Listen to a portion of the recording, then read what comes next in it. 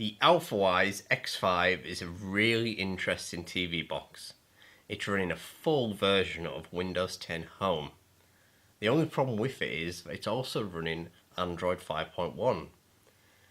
Now that's a problem because it's only got 32 gigabytes of storage. So those two operating systems are having to share all that storage, and that only gives you about 4.5 gigabytes of usable storage between the two.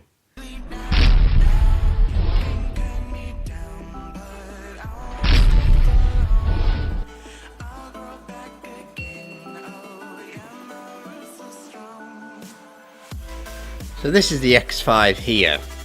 It actually comes in pretty decent packaging, and this is only £65. Now I'm sure you guys are probably thinking from the start of this video that you could just put an SD card into the side of the box and expand the storage, which is, yeah, you could absolutely do that. I hate spending money personally, so I wouldn't want to do that, especially just buying it straight away. I'd expect, you know, a decent amount of storage, especially running Windows 10. Now I expect that with an Android TV box, and the Android on this will be absolutely fine with 4 gig, but Windows, no, not so much. So here's the X5 here. It's got 2 USB ports on the side, obviously the SD card tray as well. It's very similar to the Beelink BT3 if you've ever seen that Windows box. We've got HDMI port, Ethernet port, and our USB 3.0 as well. We've got these little instruction manuals. They're not fantastic, you know, this is self-explanatory anyway, but it just gives you a basic overview of how to set it up. Now, this one here actually gives you space for the product key. You don't need that. The product key for this is actually hard-coded into the hardware. So if anything goes wrong with Windows 10, just reinstall it and it'll activate itself. We've got our power supply here, and we've got also a HDMI cable. So before we actually start doing this review, let's just get the boring things out of the way. This is the read and write speed of the internal eMMC storage.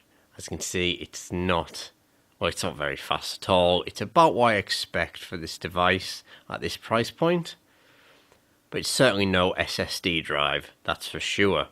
Now the Wi-Fi connection on this device is actually limited to single band 2.4G, which is a shame. But overall, it's actually quite fast. Obviously, this box doesn't have an antenna, so the performance is not bad for actually not having an external antenna. It's all built into the actual hardware. And as you can see, the speed is clocked at 72 megabytes a second, and it's pretty stable at that. It also has a Realtek Wi-Fi chip as well, which, you know, it's a good quality brand as well. Now, it doesn't have that 5G, which is a shame, but it does have a gigabit Ethernet connection. I can't take advantage of that, so you guys at home may be able to. Now, when I was actually downloading files, it did kind of hesitate to actually download it and came up with a ridiculous download time of like 5 hours or something like that, but it soon caught up with itself. That's probably more down to Windows 10 rather than hardware. So when actually moving through menus, things are not too bad. They're not lightning fast, as you'd maybe expect on a mid-range to high-end laptop, for example, but overall it's not too bad. I mean, when we try and open up a web browser and maybe go to a website, yes, it does take a bit of time to actually do that, but overall it's not too bad. For example, let's show you going to YouTube. Let's just show how fast it actually goes, if I can spell it right, of course. There we go.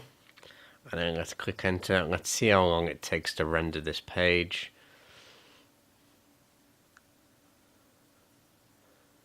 So yeah, it's taking its time, as you can see.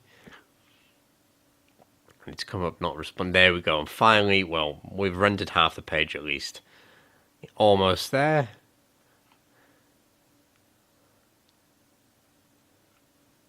And there we go. It's finished. So, you know, you probably could have finished your cup of tea by the time this page is rendered, but it is pretty much this hardware that's holding that processor back. I mean, this is running the Cherry Trail Z8350, and I actually like it. It's quite a nice processor.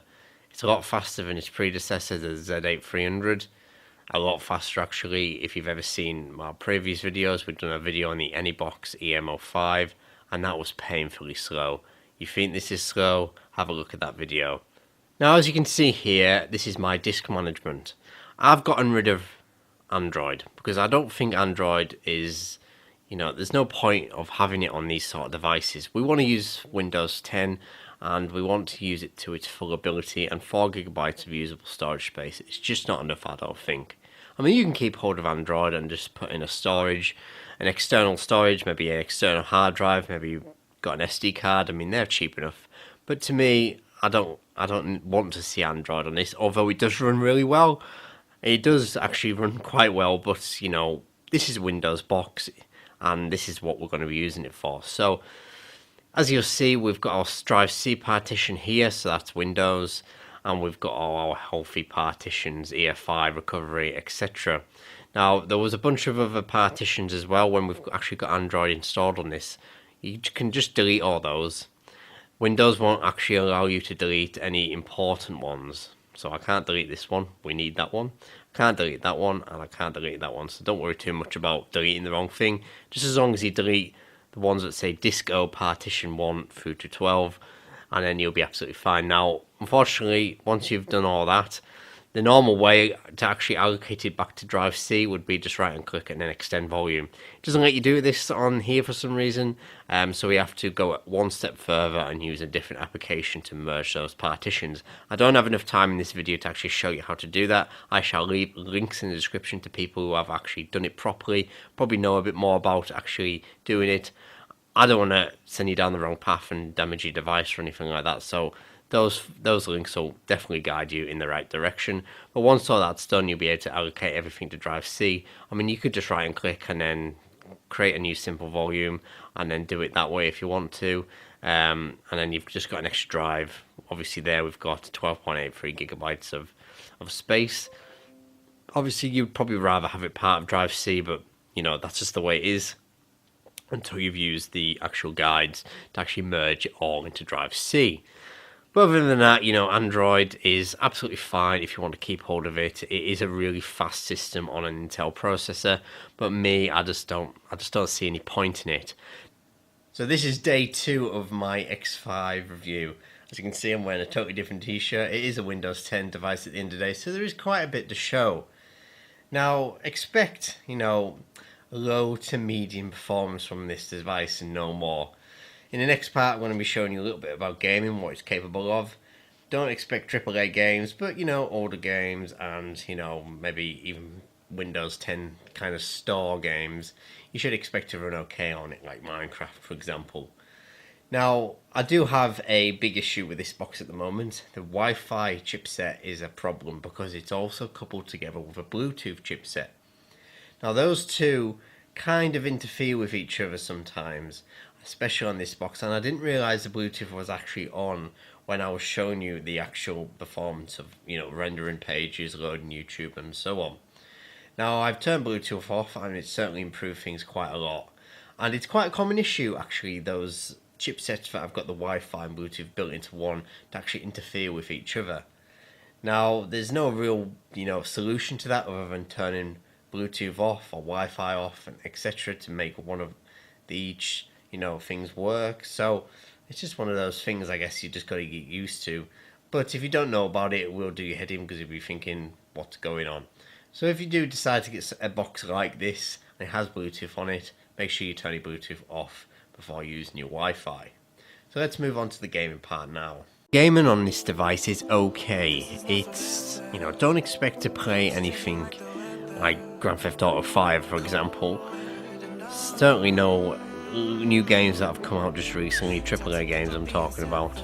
But older games, yeah, absolutely. Emulation is really good on this device. I'm playing this Asphalt 8 and it's on high settings and it's running okay, it's running pretty well. I'd recommend maybe, turning it down to medium settings and you should have a decent playable experience on this game.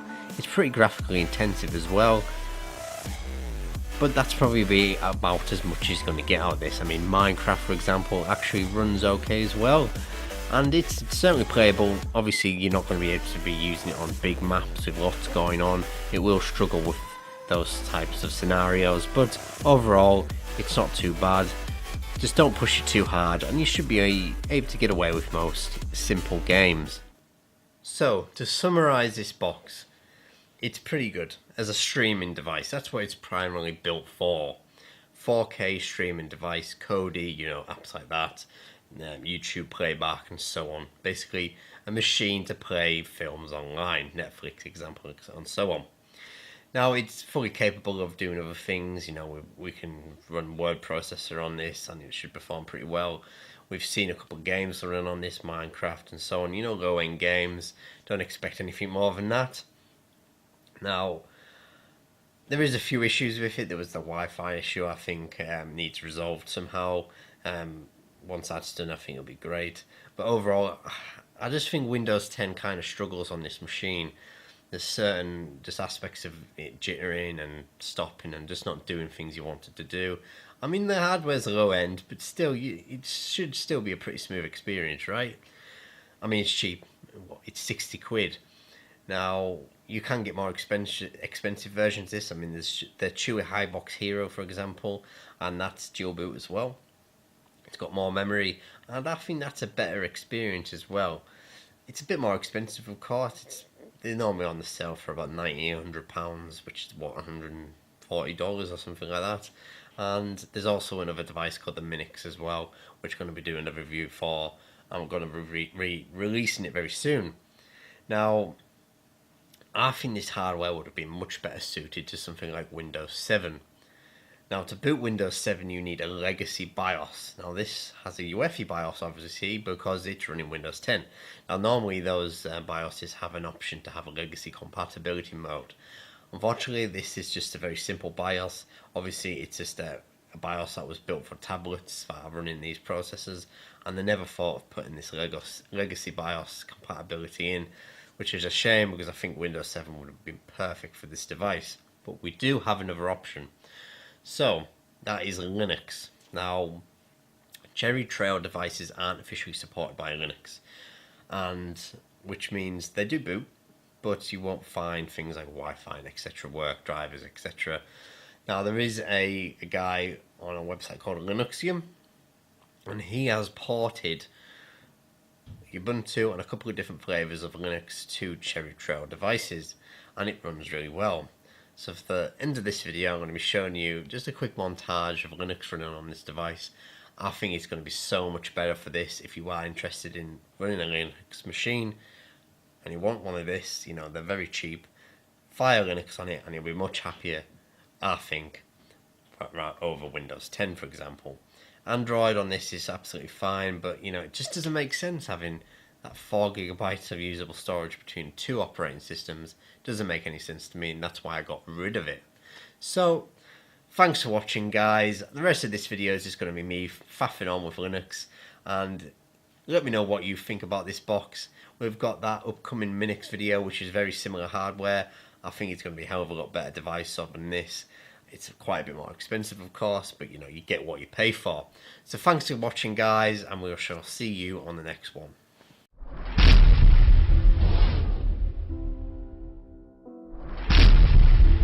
So I've actually installed Ubuntu onto the actual onboard memory, so there's no trace of Windows at all now.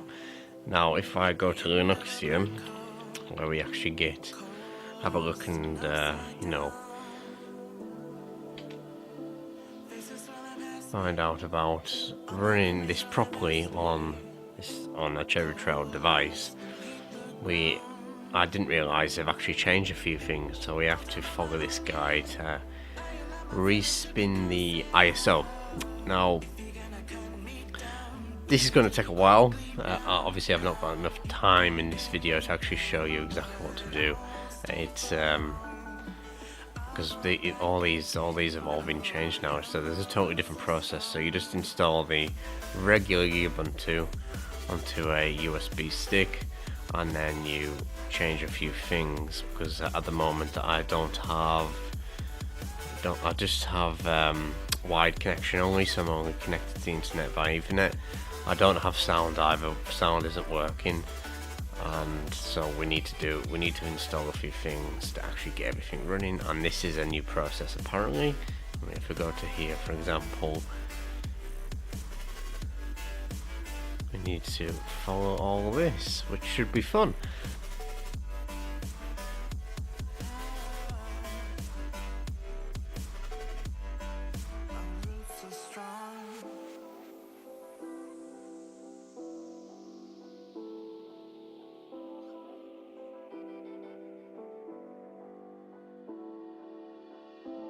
This is not forever.